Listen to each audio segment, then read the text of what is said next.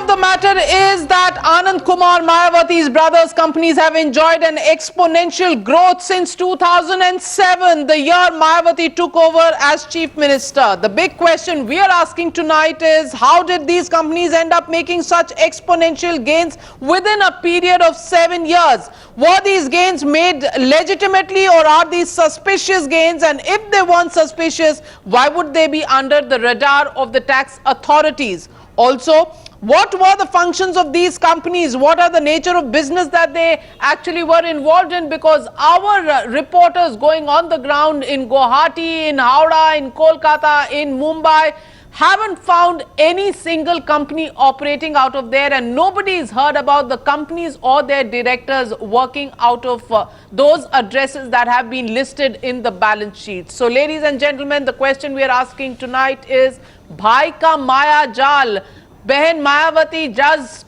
does need to explain the source of funds, and all of it completely boils down to, is this election funding, or does this have something to do with the regime of Mayawati as Chief Minister of Uttar Pradesh between 2007 and 2012. Joining me this evening is Dr. Sambit Patra, National Spokesperson of the BJP. Joining me live from Delhi, Shahid Siddiqui, President, Interfaith Peace Foundation and former Member of Parliament, also joining me live from Delhi.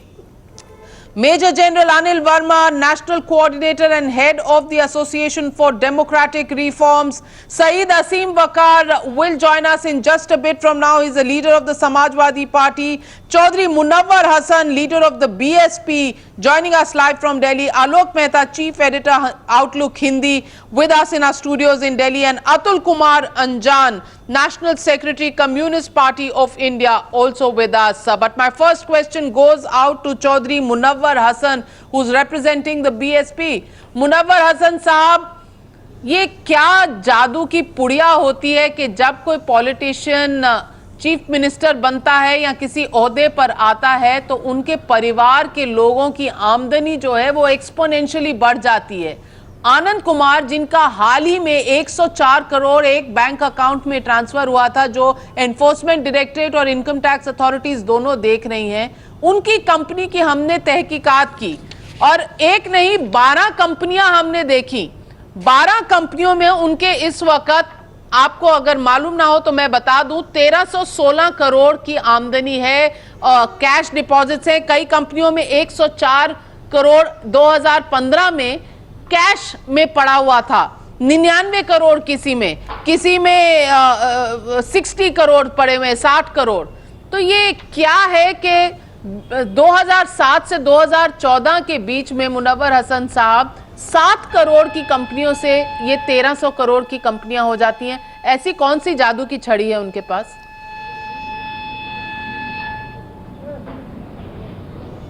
देखिए, ये तो मैं Bahujan Samaj party से हूँ। आनंद जी बताएंगे कि वो क्या बिजनेस करते हैं और कौन से बिजनेस करते हैं।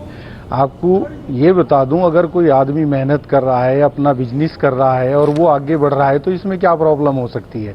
आप ये देखिएगा, हमारे नरेंद्र मोदी जी का सहारा की डायरी में नाम आया है, 65 करोड़ रुपए की उन्होंने वहां से रिश्वत ली है। इसके एलिगेशन लग रहे हैं, उस पर कोई जांच नहीं हो रही, कोई मीडिया कोई शो नहीं कर रहा है।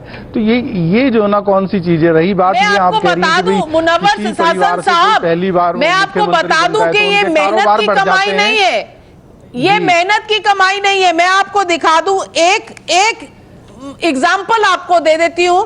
यहां पर उनको अनसिक्योर्ड लोन मिले हैं 67 करोड़ के, 67 करोड़ रुपए के अनसिक्योर्ड लोन मिले 0% इंटरेस्ट पे।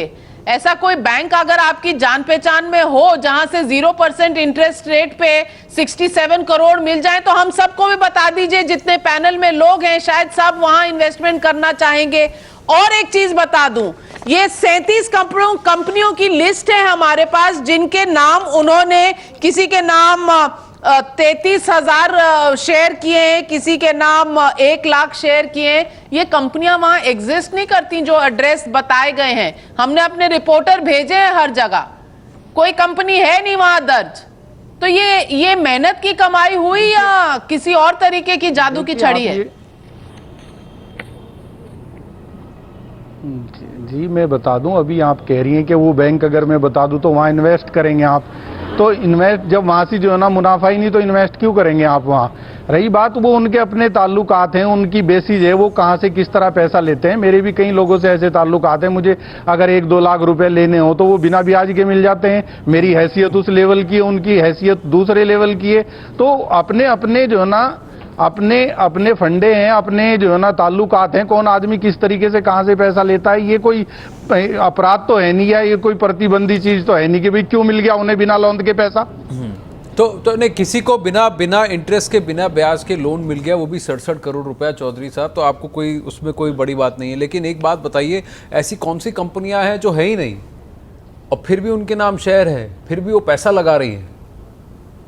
देखिए मेरी बात सुनिए जी, मेरी बात सुनिए। मैं बहुजन समाज पार्टी के लेवल की कोई बात हो तो आप, मैं उस पे पार्टी के लेवल की ही बात है। मैं आपको बताऊं क्यों? बहुत सारे लोग हैं चौधरी साहब, चौधरी साहब बताओ क्यों? चौधरी साहब बताओ क्यों? क्योंकि ये हम किसी तरफ से अधिकृत नहीं हूँ, आनंद जी की तरफ से मैं अधिकृत नहीं हूँ। जी बिल्कुल, आनंद जी से जब सवाल पूछे जाएंगे, जब वो सवाल का जवाब देने को तैयार होंगे, हमने तो उनसे भी रिक्वेस्ट किया है कि वो भी सवाल का जवाब दे दें। पर आपसे सवाल इसलिए पूछा जा रहा है चौधरी साहब कि ये मायावती जी के भाई हैं। मायावती जी अब की बार बड़ी दावेदार बनकर उतर रही हैं चुनावी दंगल में। अब आपको ये बताना है कि वो किसका पक्ष लेंगी। क्या वो ये कहेंगे कि आनंद कुमार जी ने जो कहा है, आप क्या कहेंगे कि आनंद कुमार जी ने जो किया वो अलग, मायावती जी का आनंद कुमार जी से कोई लेना देना नहीं है, पार्टी ये कहेगी? चाहे भले कुछ भी हो जाए उनके साथ, पार्टी उस पर कोई आक्षेप नहीं करेगी? पार्टी ये नहीं कहेगी कि ये गलत तरीका है, सरकार गलत रास्ते अपना रही है बीएसपी को हानि पहुंचाने के लिए? क्या ये बात बिल्कुल नहीं कही जाएगी?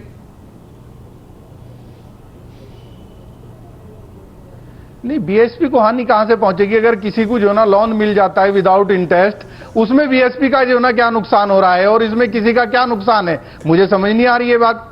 तो उनके ओके, संबित पात्रा जी से पूछते हैं। संबित पात्रा, आप ऐसे किसी लोगों को जानते हैं? क्योंकि मुझे मैसेजेस आ रहे हैं व्यूअर्स के, वो कह रहे हैं कि वो भी जानना चाहते हैं ऐसी कौन सी जगह है जहां से 67 करोड़ जो है रुपए मिल जाते हैं बिना ब्याज के। ऐसी कोई, अगर आप कंपनी, कोई बैंक, कोई भाई बंधु, कोई दोस्त, आप बता सके हमारे व्यूअर्स को भी कि ये पॉलिटिशियंस को ही ऐसे लोग मिलते हैं, आम आदमी को तो कभी नहीं मिलते ऐसे लोग जो 67 करोड़ जीरो इंटरेस्ट पे बकाया दे दे किसी को। देखिए, पहले तो मुनव्वर साहब इतने आज एकदम भोले बने हुए हैं कि मतलब विश्वास भी नहीं कर पा रहा हूं कि कुछ समझ नहीं पा रहे हैं। But coming to the crux of the issue, no wonder in fact as to why Mayawati was crying so foul when the demonetization came in. Naturally there was much to hide under the carpet, and that's the reason as to why she was shouting the loudest. Trinamool Congress was shouting the loudest. सारा की dairy पे भी 2 लफ्ज बोल देना। Jail today. Sir मैं सब पे बोलूंगा 2 लफ्ज, आप थोड़ा सुन लीजिए। अभी 15 मिनट आपको सुना है, ठीक है? धन्यवाद। We have to understand one thing. While you were debating with the BSP spokesperson, I was having a deja vu kind of thing.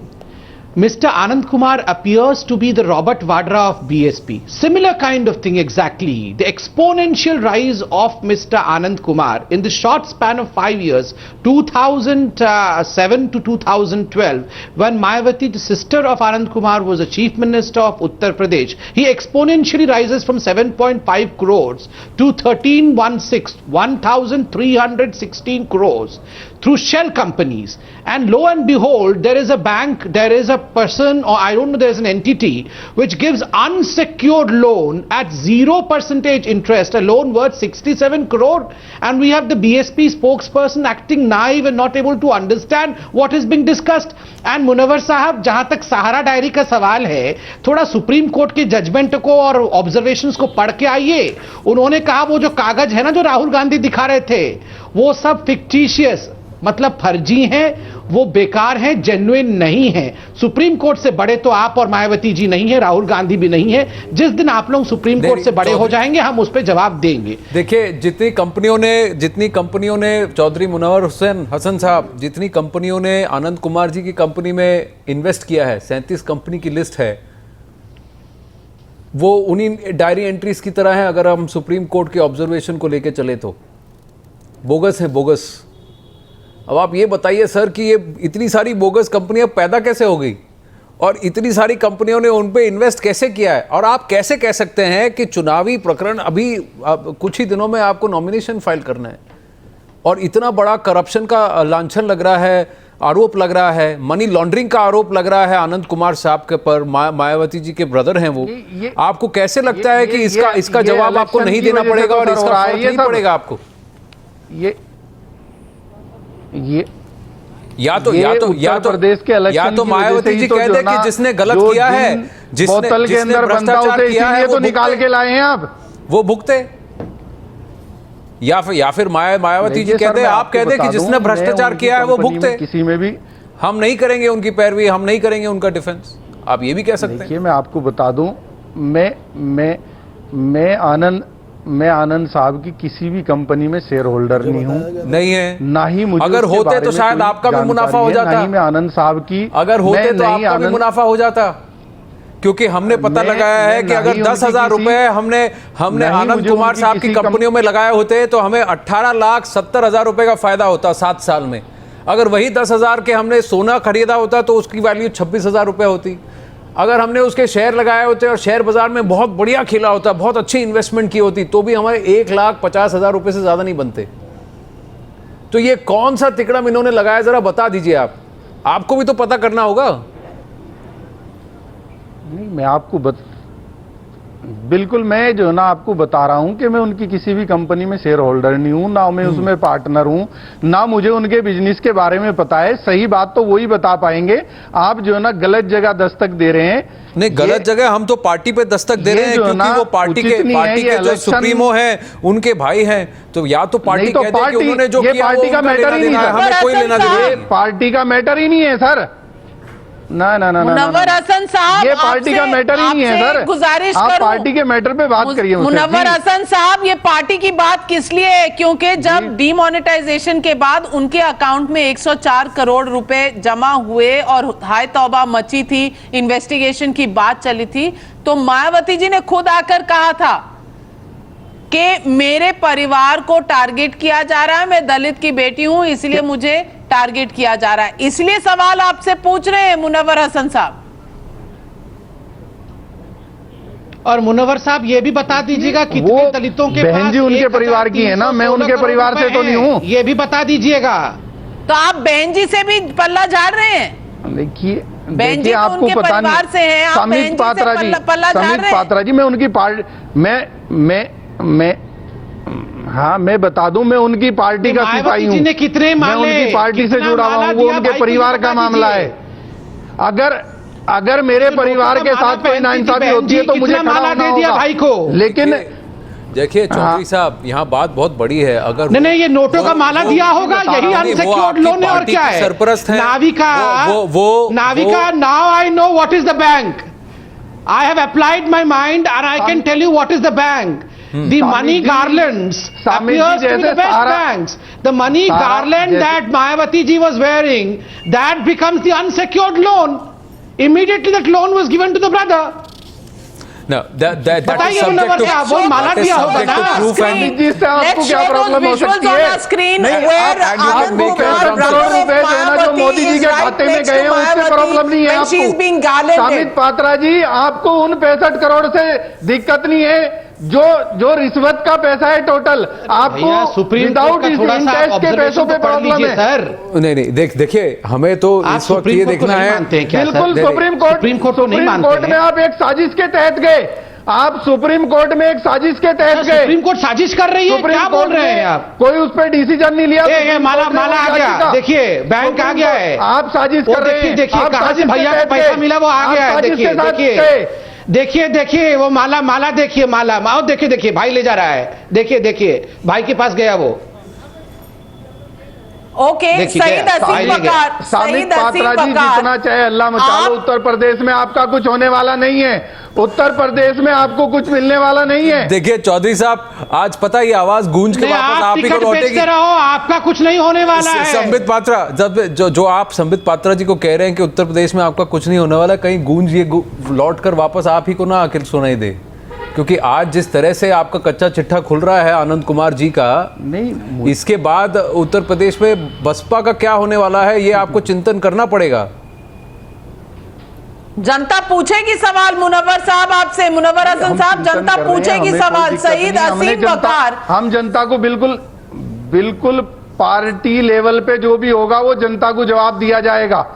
आप जो ना पार्टी की लीग से हटके अगर कोई सवाल करोगे तो उस पर मैं क्या जवाब दूंगा आपको। सईद असीम वकार, अगर आनंद कुमार जी मायावती जी के अब सुमित भाई पात्रा जी से पूछो मोदी जी के क्या-क्या बिजनेस है, क्या मुझे बताएंगे? आनंद कुमार जी जो हैं, जब उनके यहाँ से 104 करोड़ रुपए एक बैंक के खाते में जाते हैं और जब उस पर सवाल उठते हैं तो मायावती जी तिलमिलाकर कहती हैं कि दलित की बेटी, दलित के परिवार पर बड़ा हमला हुआ है। तो सईद असीम वकार, आज जब हम सवाल पूछ रहे हैं कि 65 करोड़ 0% इंटरेस्ट रेट पे कैसे मिल गया, ये जो 1 लाख शेयर कहीं है, 27,000 कहीं है, 33,000 शेयर कहीं है, 1,800 रुपए के प्रीमियम पे ये शेयर दिए जा रहे हैं और किन कंपनियों को दिए जा रहे हैं जिनका आता पता नहीं है। जो आता पता दिया है वहां हमारे रिपोर्टर सारे घूम कर आए हैं, वहां कोई रहता नहीं है, वो तंग गलियां हैं, वहां एड्रेस अगर है तो या तो वो बिक चुके हैं या वहां पर कोई रहता नहीं है, कोई कंपनी वालों को जानता नहीं है। तो क्या ये एक मनी लॉन्ड्रिंग का बड़ा सा केस बनकर नहीं आता सईद असीम वकार? क्या इसके लिए बसपा को सवाल का जवाब नहीं देना चाहिए?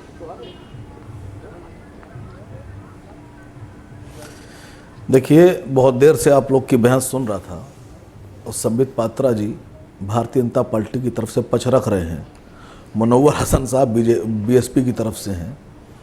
लेकिन मेरी एक बात समझ में नहीं आ रही है।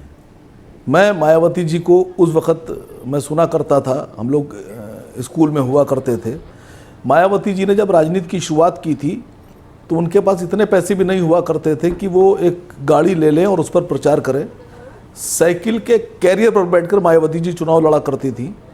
खैर, वो हमारे देश का एक कानून ऐसा है कि वो 20,000 से नीचे का चंदा डिस्क्लोज नहीं किया जाएगा। कैसे आया, कहाँ से आया? बहुजन समाज पार्टी में जिस तरह से धांधली होती है और जिस तरह से आरोप लगते हैं, बहुजन समाज पार्टी के लोगों ने आरोप लगाया कि टिकट बेचे जाते हैं, करोड़ों करोड़ों रुपए के टिकट बेचे जाते हैं। सब जानते हैं इस बात को। कांग्रेस के दौर में भी ये बात आई।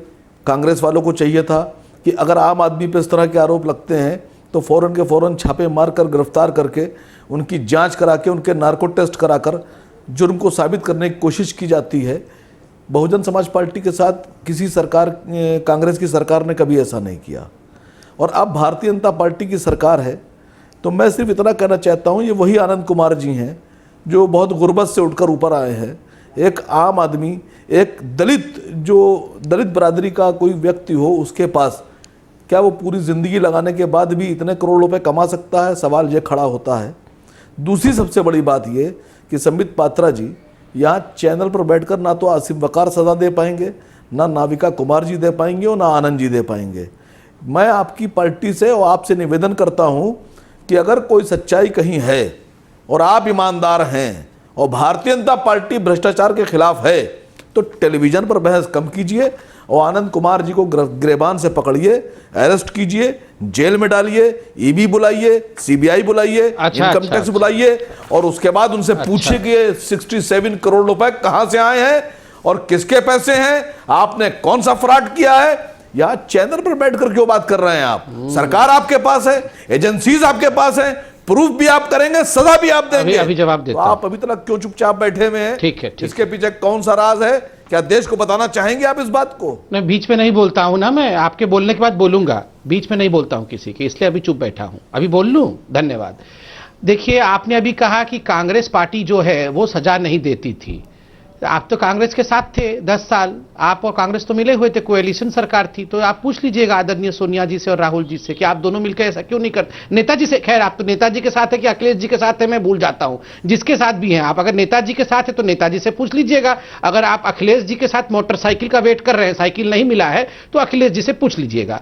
दूसरी बात है, आपने क्या कहा, एक दलित के पास इतना कैसे पैसा आ गया? देखिए, दलितों को कम करके माता किए, ये कभी मत कहिएगा कि दलित ने कैसे कमा लिया।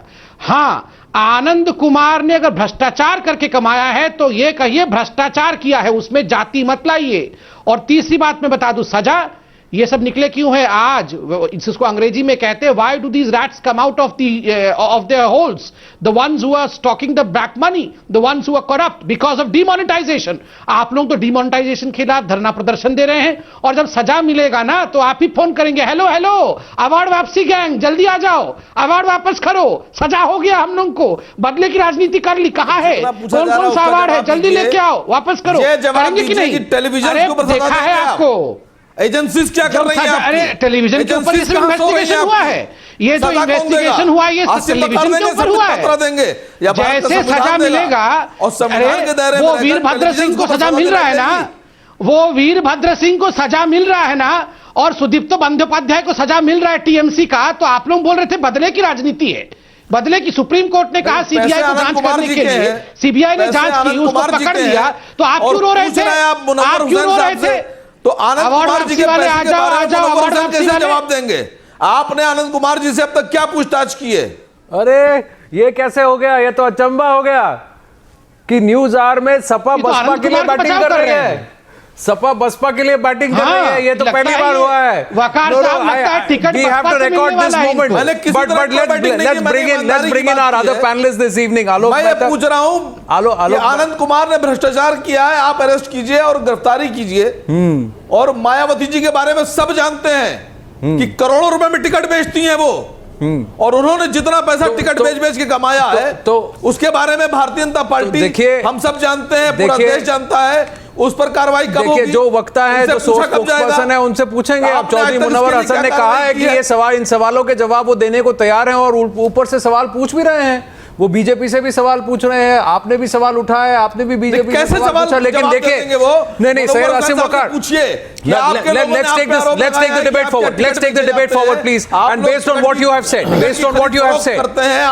आपने जो कहा सैयद आसिम वकार साहब, आपने जो कहा उसी बात को आगे लेके चलते हैं। आपने क्या कहा? तो बीएसपी के लोग चिल्ला रहे हैं, क्या कहा? आपने दो तीन चीजें कही। आपने कहा कि सबसे पहली बात कि ये जो इन्वेस्टिगेटिंग एजेंसीज हैं, ये अपना काम कर रही हैं कि नहीं कर रही हैं। तो let's go and ask these questions. Now these are allegations, Alok Mehta, that have been doing the rounds for quite some time. Now why is it that they always gather speed just before and around elections? Sambit Patra today, this evening, said he is reminded of a certain private citizen. It looks like the Robert Vadra case of the BSP. Don't you want to turn around and ask the government what has happened about Robert Vadra, if the allegations were so true? What has happened about Anand Kumar since 2011? And what has happened about transparency of political funding of netas and of their kin? As we put out these details, we know there is dirt, we know there is muck, but prove it, prosecute them, bring it to a fruition, make them accountable. That's not happening, Alok Mehta.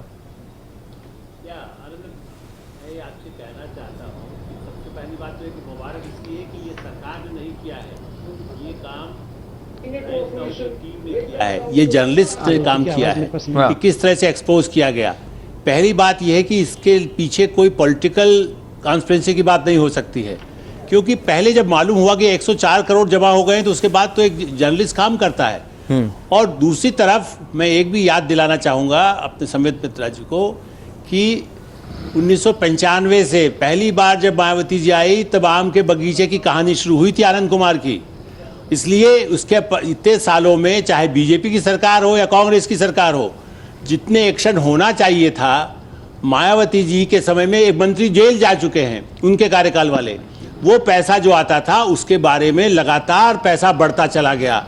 वो कुछ लाख कुछ हजार जो रुपया था आज आपने expose किया है कि 1300 करोड़ हो गया। इसलिए ये कहना कि ये कोई बायस्ड है, ये ठीक है, इलेक्शन का टाइम है, नोटबंदी आने पर एक्सपोज हुआ, इसके पहले भी एजेंसियों को काम करना चाहिए था। रॉबर्ट वाड्रा किया, उस पर भी करना चाहिए था, किसी और ने किया है उस पर भी करना चाहिए। लेकिन सवाल यह है कि अब तक ये काम जर्नलिज्म कर रहा है, ये काम एजेंसियों को भी पहले करना चाहिए था। वो इसका फायदा उठाती है। देखिए टाइम्स नाउ ने किया है, अब हम जांच करेंगे। पहले जो 104 करोड़ आ रहा था, कारपोरेट कंपनियां क्या, कारपोरेट मिनिस्ट्री क्या कर रही थी? यदि ये कंपनियां इस तरह के फ्रॉड थी, उनका रजिस्ट्रेशन होता था, उनका कोई पता ठिकाना नहीं था, तो इतने साल में वो पैसा बढ़ाते चले गए और लगातार पैसा, निश्चित रूप से ये पैसा जो चंदे में आता है वो किस तरह डाइवर्ट होता है, या करप्शन का, अफसरों का, इंजीनियर्स का किस तरह के ठेके दिए गए हैं, ये प्रूव करता है कि किस तरह का बड़ा मुद्दा है और जनता गरीबों का पैसा खा लिया गया। फंडिंग का, क्योंकि पॉलिटिकल फंड में बसपा एक अकेली नेशनल पार्टी ऐसी है जिसकी सारी फंडिंग लेस देन 20,000 रुपीज में आती है, so they don't have to disclose a single donor. Atul Kumar Anjan, the question here is, when the Congress was in power, there were questions raised about Robert Vadra. An explanation was sought from the Congress party when Robert Vadra's questions were raised. The question is today, when it's Anand Kumar, should questions be raised and should Mayawati answer that or not? Because this is her larger family, her first family that we are talking about. Should she be answering these questions? Atul Kumar Anjan.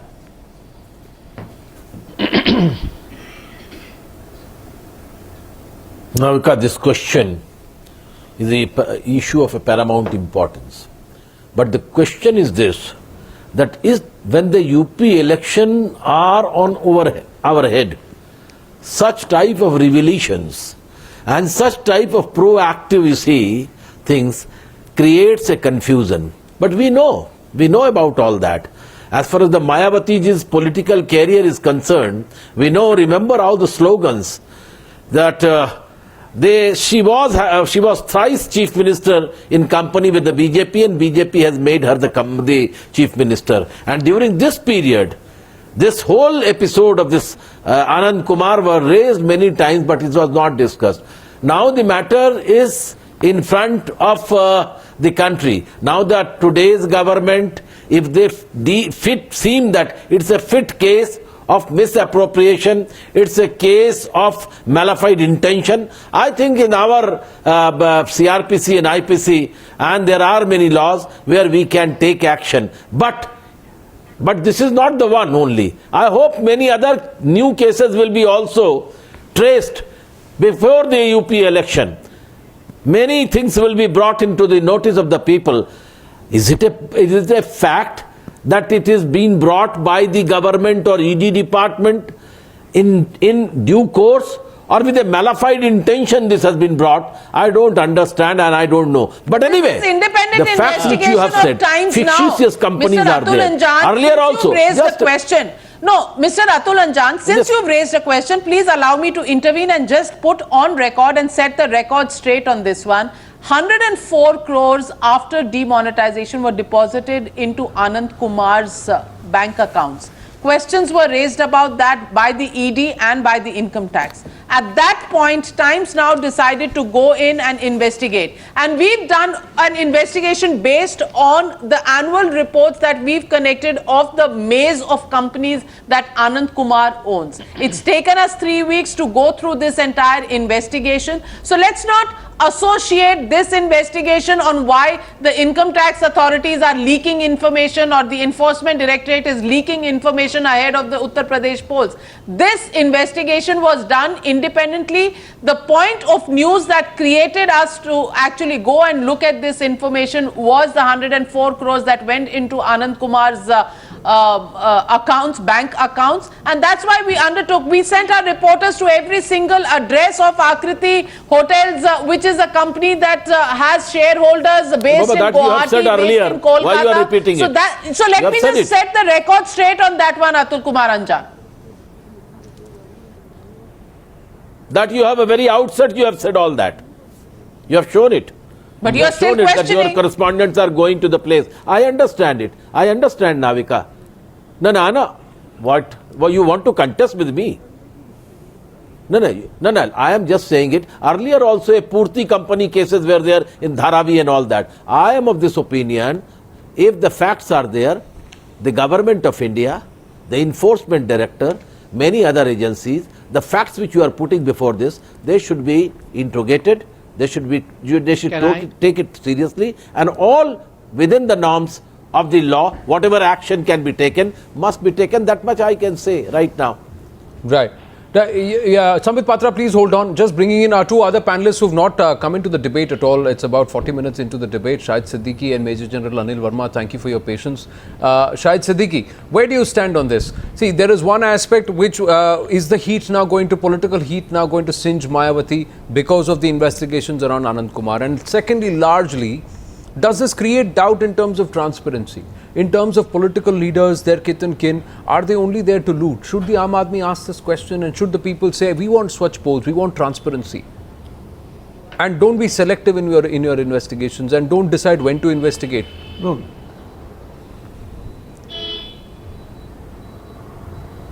Let me congratulate Times Now for doing this investigation. I don't doubt your intentions, but let me also say that this is tip of the iceberg. There is much more in their accounts and in the accounts of a lot of other politicians of all the parties. And unfortunately, now they have been caught red-handed, but I am of the belief that the government will not really take any serious concrete action against Anand Kumar, because this will be used only for political purposes, for political maneuvering, for pressurizing Mayawati in one way or the other. This has been done in the past, both with Mulayam Singh, with Mayawati.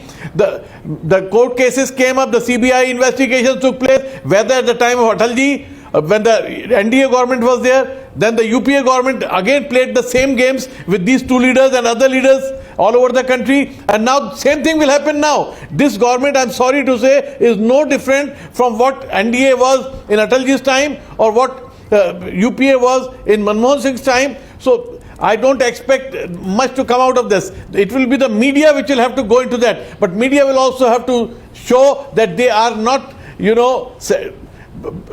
doing it only against one particular party or one particular leader. They will have to prove their neutrality, their objectivity by taking this investigation further against other parties, because this is not the only party which is losing in black money. This is not the only party which is using shell companies whether it's political for their parties own that are doing the business on the wrong side of law, it's actually the media which has to do the Agni Pariksha. Do you think Major General Anil Verma, it's only up to the media to do Agni Pariksha? Unfortunately, media. अग्नि परीक्षा सिर्फ media की होगी शायद सिद्दीकी जी, आप तो हमारे खेमे से हैं। अग्नि परीक्षा हमेशा मीडिया की होती है, लेकिन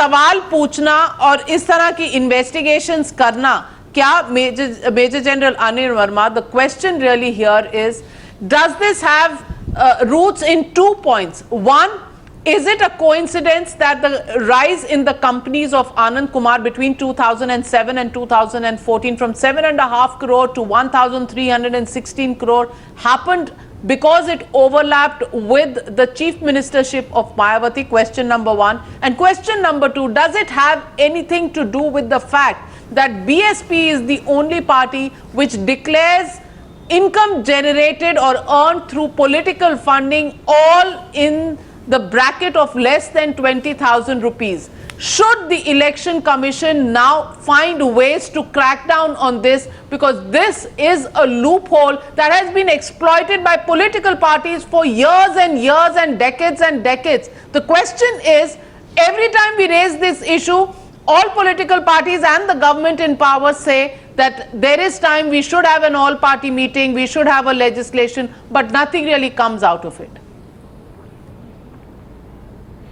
Navika, firstly, congratulations on this scoop, and I want to reiterate the thing. Why should it be only the media or the courts or the civil society organizations which have to bring out these things? As long as there is no political will to seek electoral reforms and transparency in the political party financing, this thing cannot happen.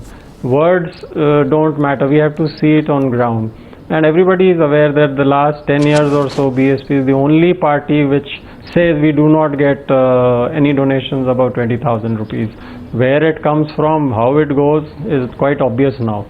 But the point is that all parties are in the same boat. BSP is not the only one. I mean, the moment you talk about them coming under the RTI, they all gang up and say ki this should not be done, it will be bad for them, and internal democracy and all that sort of thing. Now BJP and Congress are themselves indicted by the Delhi High Court in the FCRA case. So if lawmakers remain lawbreakers, then how do you expect things to improve? And all this talk about, you know, transparency and this thing will not hold, I mean, unless and until the political parties themselves show a willingness to improve.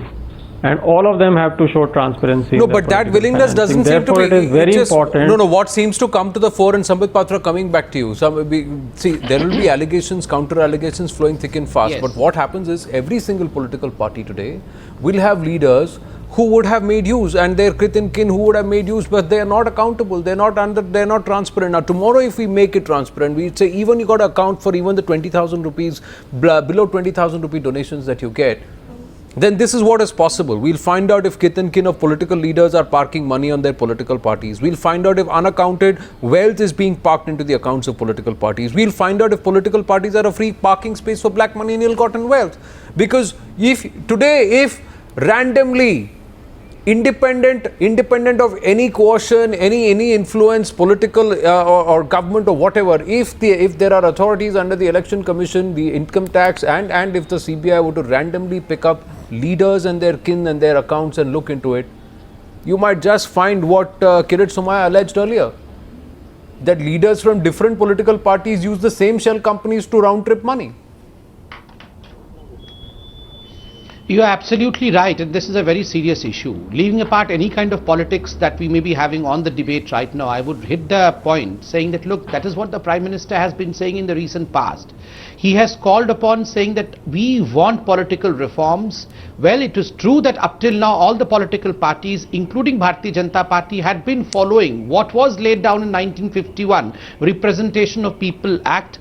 We had to submit our account books to the Election Commission. Election Commission scrutinizes this and puts it on the website. But it's high time now. The people have been demanding. The civil society has been demanding. And well, yes, the media is rightly demanding that politics has to be clean. Political funding has to be non-corrupt and has to be clean if really India has to move in the right direction.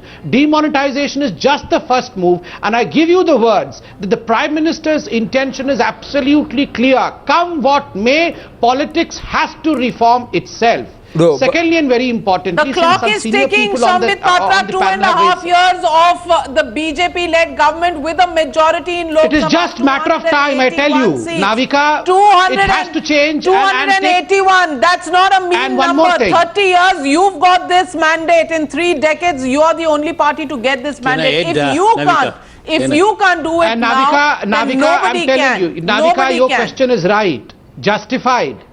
Justified and right. And right now, the gentleman tomorrow from they may ADR form the Society government saying with that every Mayawati. politician's account has to be scrutinized. And that is the reason as to why the Prime Minister has called for every public representative. Yes, we are talking of intent, but let me go back to Chaudhry Munawwar Hasan. Chaudhry Munawwar Hasan, जब Robert Vadra की बात होती थी, private citizen उन्हें कहा जाता था Congress party की तरफ से, तो सवाल सारे कांग्रेस पार्टी से जवाब मांगे जाते थे, सारे सवालों के। आज अगर आनंद कुमार की बारी है तो मायावती जी से सवालों के जवाब क्यों ना मांगे जाए, बसपा से सवालों के जवाब क्यों ना मांगे जाए? चौधरी साहब, देखिए, कांग्रेस की तरफ से कितने जवाब मिलते थे रॉबर्ट वड्रा पे, मैं भी मीडिया देखता हूं और आप भी देखते होंगे, ये आप जानते हैं। मैं वक्कार साहब की बात का जवाब देना चाहूंगा कि जिस कांग्रेस की वो आज बुराई कर रहे हैं बैठ के, आज वो कल जो है ना शायद इनका गठबंधन हो जाएगा उत्तर प्रदेश में। सुनिए, कल जो है ना ये जो है ना उत्तर प्रदेश में उसी कांग्रेस के साथ गठबंधन करने जा रहे हैं। रही बात चंदे की, जो लगातार आप लोग सभी कर रहे हैं, और स्वामी जी आप भी सुन लीजिए कि हमारी पार्टी में सिर्फ कार्यकर्ता जो ना चंदा नहीं देता, हमारे वोटर भी हमें चंदा देते हैं, और वो बहुत ही गरीब लोग हैं, बहुत थोड़े थोड़े पैसों में देते हैं, लेकिन देने वालों की तादाद करोड़ों में। अशोक जी को दिया हमारी, तो आनंद कुमार जी को तो 20,000 से ऊपर देना चाहिए। आनंद कुमार जी को तो 20,000 से ऊपर चंदा देना चाहिए पार्टी को। 1,300 करोड़ है उनके पास, और देखिए, जितनी कंपनी आनंद हमने नाम कौन तहकीकात decide की है करता है, ये भी तो उनमें बता दीजिए। 1300 करोड़ है आनंद और करोड़ का कितनी कौन सी कंपनियां सीट का कितना निकलेंगी रेट इनका होगा, मालूम नहीं ये हमें, कौन decide करता लेकिन है? जितनी कंपनियां उनके पास हैं उसमें 1316 करोड़ है उनके पास। देखिए, वो क्यों ये नहीं 20,000 सारा- से ज्यादा ये- का चंदा ये- देते आपकी पार्टी को? ये सारा पार्टी के पैसे हैं इसलिए वापस नहीं देते। मैडम सुन लीजिए मैडम, मैं बता रहा हूं मैडम, सुन लीजिए। ये इलेक्शन के टाइम पे मीडिया जो है ना, और ये बीजेपी के दबाव में ये सारा खेल हो रहा है, क्योंकि उत्तर प्रदेश में इनकी जाने की हिम्मत नहीं है इलेक्शन में बीजेपी की। चौधरी साहब, ये तो आप पहले जो गलत ना बोल गए। समाजवादी पार्टी ये इन्होंने, जो आपने कहा है, ये पहले हम पे, समाजवादी नहीं, ये हम पे आपने अब जो है ना, बेबुनियाद आरोप लगाया है, ये मैं सुनने को तैयार नहीं हूँ। इसे आप वापस लीजिए, इसे आप अभी वापस लीजिए, इसे आप अभी वापस लीजिए, इसे आप अभी वापस लीजिए, इसे आप अभी वापस लीजिए। हम किसी के दबाव में नहीं है। जितने सवाल हम सारी पार्टियों से पूछते हैं उतने सवाल और कोई नहीं पूछता है, ये भी आप जानते हैं, क्योंकि आप मीडिया चैनल देखते हैं। तो मैं आपसे सवाल मैं आपसे ये कहूंगा, आपने जो अभी कहा उसको आप वापस लीजिए, उस कथन को आप वापस लीजिए, या फिर आप ये प्रूफ कीजिए कि हमने किसी के दबाव में ये स्टोरी की है। 65 आपके पास प्रूफ है, हमारे पास ये प्रूफ है कि आपकी जो पार्टी की लीडर है उनके भाई पर भ्रष्टाचार का आरोप है, उन्होंने बोगस कंपनियों से पैसा लॉन्डर किया है। इस पर आप जवाब दीजिए। इस पर आपके पास कोई जवाब नहीं है तो बेबुनियाद आरोप आप नहीं लगाएंगे। बेबुनियाद आरोप आप नहीं लगाएंगे। चौधरी साहब, आप सवाल का जवाब देना चाहें या ना देना चाहें, बेबुनियाद आरोप लगाने का आपको कोई हक नहीं बनता है। मैं बस आपको इतना कहूंगा। चौधरी मुनव्वर हसन साहब, जो आरोप हम लगा रहे हैं उनके कागजात हमारे पास हैं। हम अगर कह रहे हैं कि 0% इंटरेस्ट पर 0% ब्याज पर अगर आपकी कंपनी को मिला है चंदा, तो हम ये कागज दिखा रहे हैं उसके, हम दिखा रहे हैं ये एड्रेसेस है हमारे पास, ये एड्रेसेस है हमारे पास, ये एड्रेसेस पे हमने अपने रिपोर्टर भेजे हैं। हमें हर चीज का जो हमने यहाँ पे खुलासा किया है, हर चीज का हमारे पास एक मौजूद है इसका एविडेंस। आप जो आरोप लगा रहे हैं इनका एविडेंस कोई नहीं है। या तो आप एविडेंस पेश करें कि हम पर किसी का दबाव है, या फिर आज आप इस बात को एक्सेप्ट कर लें कि ये सवाल जो हम पूछ रहे हैं आनंद कुमार से, ये सवाल जो है सारी जनता पूछ रही है, उत्तर प्रदेश की, इस देश की जनता पूछ रही है कि 7.5 करोड़ से लेकर 1316 करोड़ 7 साल में कैसे बनते हैं किसी के। ये जादू की छड़ी आप हमें भी बता दीजिए। बेबुनियाद आरोप लगाने से कहीं कुछ नहीं होगा। मुनव्वर हसन साहब, आपसे इतना सिर्फ कहूंगी कि हम आपके पास कल दोबारा लौट कर आएंगे, हम आपसे फिर सवाल पूछेंगे, आप जवाब दे दीजिए। बौखलाट है बीजेपी की। देखिए, बौखलाट बीजेपी की मुखौटा किसका उतर गया, डर कौन गया? कोई बौखलाहट नहीं है। टाइम्स नाउ सिर्फ एक सवाल पूछ रहा है, हमारा ठीक है। देखिए, मुखौटा किसका उतर गया? नकाब जो आपने चढ़ाया हुआ था ना, शराफत का नकाब जो चढ़ाया था वो उतर गया। दिखाने और बोगस कंपनी कोई मुखौटा नहीं उतरा। आपके उतारने से कोई मुखौटा नहीं उतरने वाला, बीजेपी के उतारने से हमारा कोई मुखौटा उतरने वाला नहीं। आप फंस गए चौधरी साहब, आप फंस गए। हमारी इन्वेस्टिगेशन आगे भी जाएगी। मैं अपने सारे व्यूअर्स को बता दूं, all our viewers, this investigation is not ending any time soon. We are going to continue with our investigations. At this moment I'd like to thank all our panelists tonight, but we will come back with more questions for the BSP and of course for all the investigation agencies that have been tracking this for the last several weeks. Where have they reached? When a news channel can reach so far, why can't they? Thank you.